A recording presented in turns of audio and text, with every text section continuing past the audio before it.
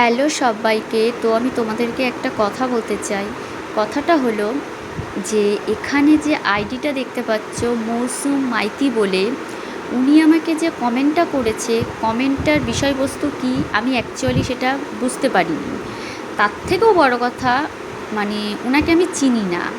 তো উনি কমেন্টটা কেন করেছে আমি সেটাও জানি না। তো আমি একটা কথা বলতে চাই যে মানে তোমরা সবাই জানো যে আমাদের কৃষ্ণনগরে 2-3 দিন আগে আমাদের প্রাইম মিনিস্টার মোদিজি এসেছিল। তো এবার সেই কারণের জন্যেই আমি মানে আমাদের প্রধানমন্ত্রীর কিছু ভিডিও আপলোড করি।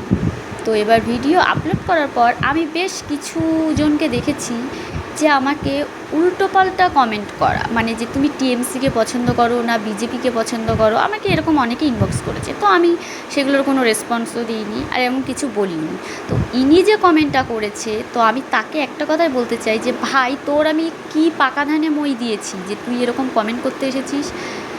এরকম কমেন্ট করার আগে না 10বার ভাববি, বলে গালাগাল খেয়ে মরে যাবি, আমি তোকে এটাই বলে দিচ্ছি।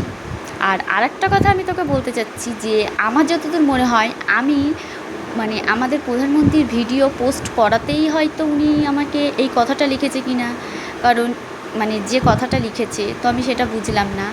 আর আমি এটাও বলতে চাই যে দেখো, পার্টিগত দিক থেকে আমি কোনো ভিডিওটা পোস্ট করিনি। ভিডিওটা পোস্ট করেছি একমাত্র আমাদের উনি প্রধানমন্ত্রী, সেই কারণেই ভিডিওটা পোস্ট করছি। এবার কার ভালো লাগলো না ভালো লাগলো সেটা ইম্পর্টেন্ট না।